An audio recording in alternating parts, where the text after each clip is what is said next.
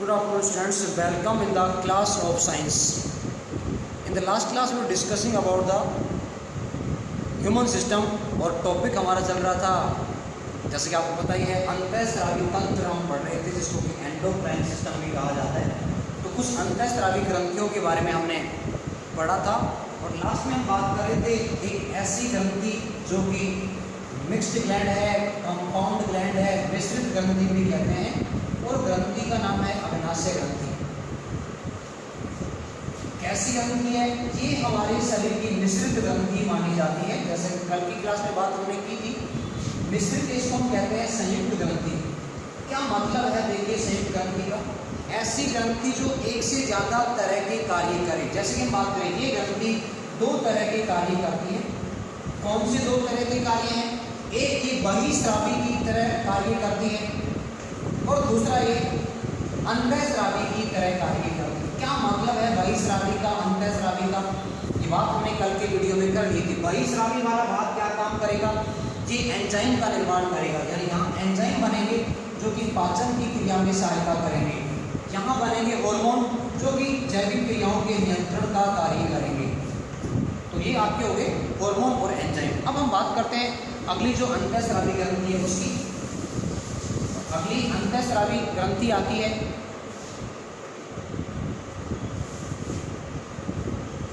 Adrenal. Adrenal जिसको कि कहा जाता है अधिवृक्क ग्रंथि, इसको अधिवृक्क ग्रंथि भी कहा जाता है। देखिए क्या मतलब, पहले बात करते हैं इसकी पोजीशन की, स्थिति कहाँ पर स्थित है अधिवृक्क ग्रंथि। जैसे कि आप सभी जानते हैं दो वृक्क पाए जाते हैं हमारे उत्सर्जन तंत्र में। वृक्कों के ऊपर पाई जाने वाली जो ग्रंथि है, अगर हम डायग्राम देखें किडनी का, वहां देखें आप इस तरह से स्ट्रक्चर आपको नजर आती है। किडनी के ऊपर दोनों तरफ की जो किडनियां हैं उनके ऊपर एक ग्रंथि स्थित होती है जिसको कहा जाता है अधिवृक्क। वृक्क के ऊपर है, इसलिए इसको एक नाम और भी दिया जाता है, इसको कहते हैं सुप्रारीनल। इस ग्रंथि को सुप्रारीनल ग्लैंड भी कहा जाता है क्योंकि वृक्क के ऊपर स्थित है। ओके, स्थिति कहाँ होगी? वृक्कों के ऊपर। बात करते हैं स्रावी हार्मोन। किस हार्मोन का यहाँ निर्माण किया जाएगा? तो देखिएगा जो नाम है ग्रंथि का उसी तरह से यहाँ हार्मोन का नाम है। एड्रिनल जो ग्रंथि है वो हार्मोन बनाती है एड्रिनलिन।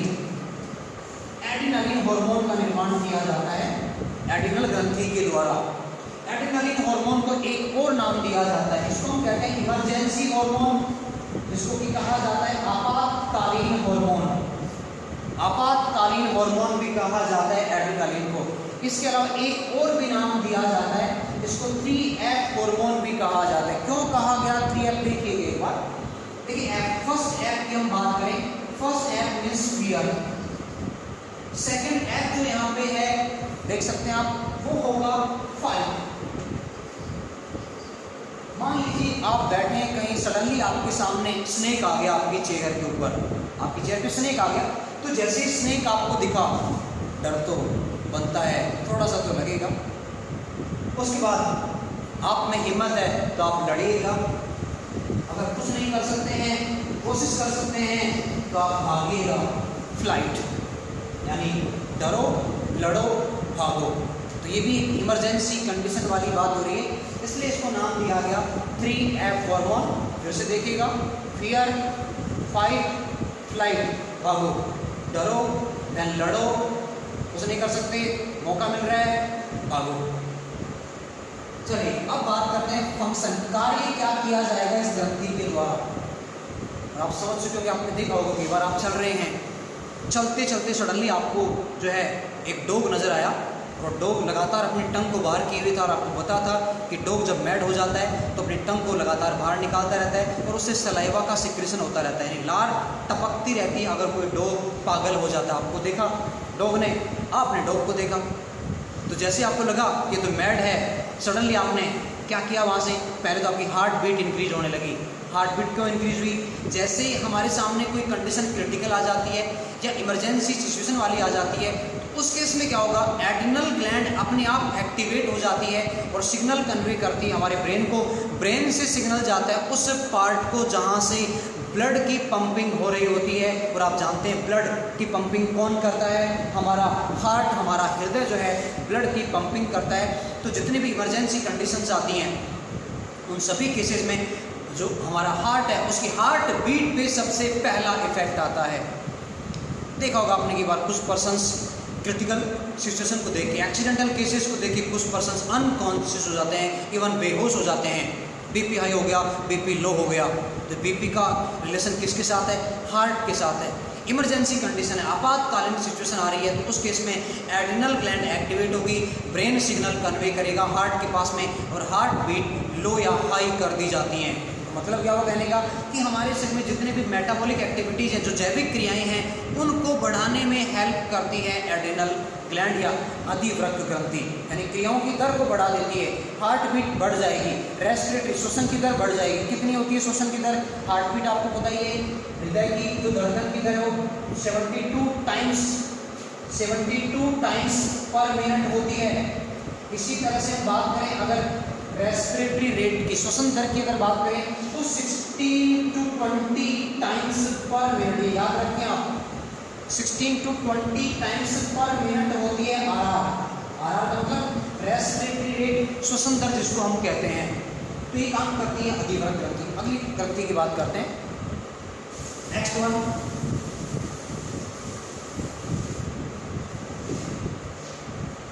वृषण, जिनको कि हम टेस्टिस भी कहते हैं। देखिएगा, इसको सिंपली हम बोलते हैं मेल या नर एंड्रोजन। क्यों कहा जा रहा है नर एंड्रोजन? क्योंकि ये मेल के कैरेक्टर, सेकेंडरी सेक्सुअल कैरेक्टर्स को डिटरमाइन करती है, द्वितीयक लैंगिक लक्षणों को निर्धारण करने का काम करते हैं वृषण। होगा क्या? देखिएगा, कहाँ पे है? नर में है। बात करें हार्मोन की, तो यहाँ जो हार्मोन बनेगा उसको हम नाम देते हैं टेस्टोस्टेरोन। टेस्टोस्टेरोन हार्मोन बनाया जाता है वृषणों के द्वारा। क्या काम करेगा ये हार्मोन? ये हार्मोन मेल पुरुष के द्वितीयक लैंगिक लक्षणों का नियंत्रण करेगा। द्वितीयक लैंगिक लक्षणों का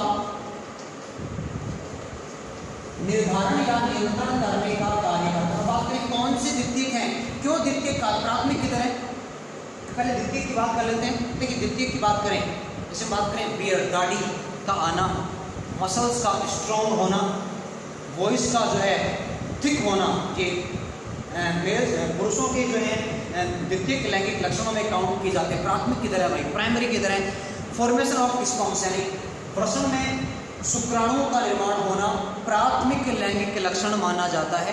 तो आप समझ गए होंगे ये द्वितीयक हैं। प्राथमिक लैंगिक लक्षण, वृषण में शुक्राणुओं का निर्माण किया जाना।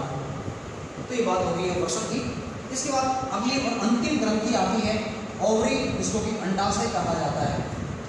अंडाशय मादा स्त्रियों में पाए जाते हैं, संख्या में 2 होते हैं। यहाँ भी संख्या जो है 2 होती है।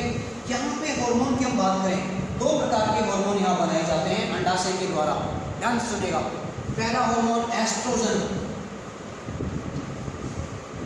और सेकंड वाले हार्मोन को कहा जाता है प्रोजेस्टेरोन। एस्ट्रोजन और प्रोजेस्टेरोन हार्मोन।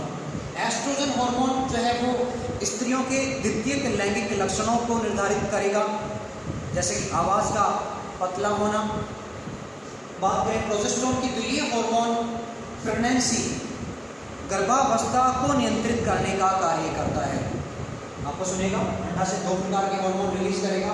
पहला एस्ट्रोजन, जिसको कि स्त्रीत्व हार्मोन भी कहा जाता है, फीमेल्स के द्वितीयक लैंगिक लक्षणों का निर्धारण करेगा। आवाज़ का पतला होना और बॉडी के विशेष पार्ट्स में वसा का जमाव होना।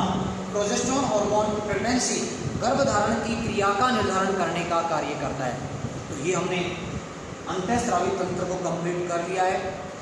अब हमारे आगे जो हैं 2 टॉपिक बचे हुए हैं। एक हमारा तंत्रिका तंत्र है और दूसरा रिप्रोडक्टिव सिस्टम या जनन तंत्र है। आज हम शुरू कर रहे हैं नर्वस सिस्टम को।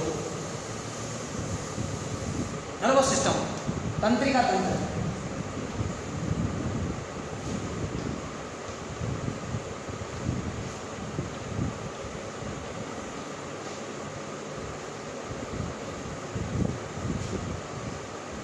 देखिएगा, नर्वस सिस्टम की बात हम करें, तंत्रिका तंत्र। देखिए, हमारे शरीर में दो ऐसे अति महत्वपूर्ण तंत्र हैं जो सभी जैविक क्रियाओं का नियंत्रण करते हैं। पहला जो हम पढ़ के चुके अंतःस्रावी तंत्र, और दूसरा वाला तंत्रिका तंत्र। इन दोनों में से भी तंत्रिका तंत्र जो है वो एक्चुअली कंट्रोल करने का कार्य करता है, यानी जो जैविक क्रियाएं हो रही हैं सभी जैविक क्रियाओं को कंट्रोल करने का कार्य हमारा तंत्रिका तंत्र करता है।